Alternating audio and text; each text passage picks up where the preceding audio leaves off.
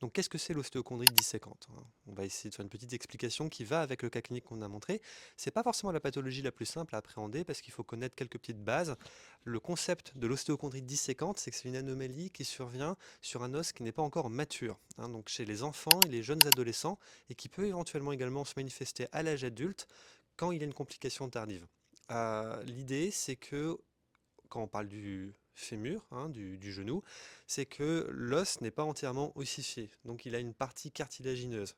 Chez les enfants, la majorité des articulations sont en grande partie cartilagineuses, avec une partie centrale qui va progressivement s'ossifier, devenir un os complet, jusqu'à à l'âge adulte avoir de l'os, une fine lame osseuse très dense et le cartilage, la structure anatomique très lisse qui permet le coulissement sans accrochage des articulations qui sera à la surface.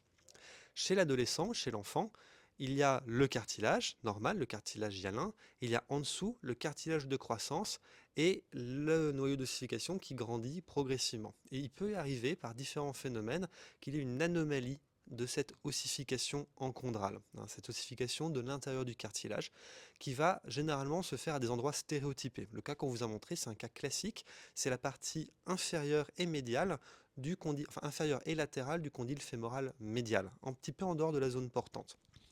Et ça peut donner une irrégularité, des douleurs avec un peu des accrochages, des gènes chez l'enfant, ou être complètement asymptomatique.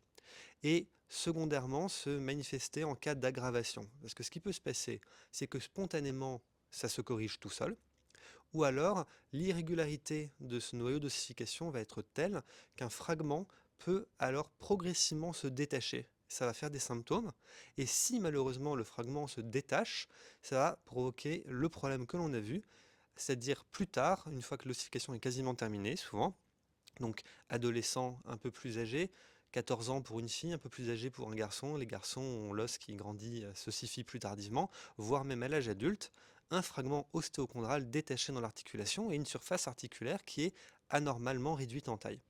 Voilà.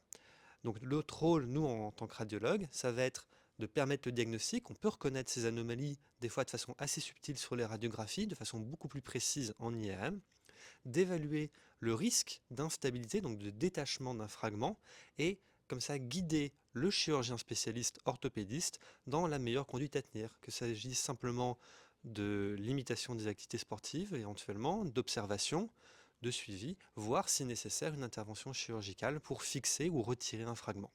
Voilà. Je vous remercie pour votre attention. Si vous avez des questions, n'hésitez pas à les poser en commentaire.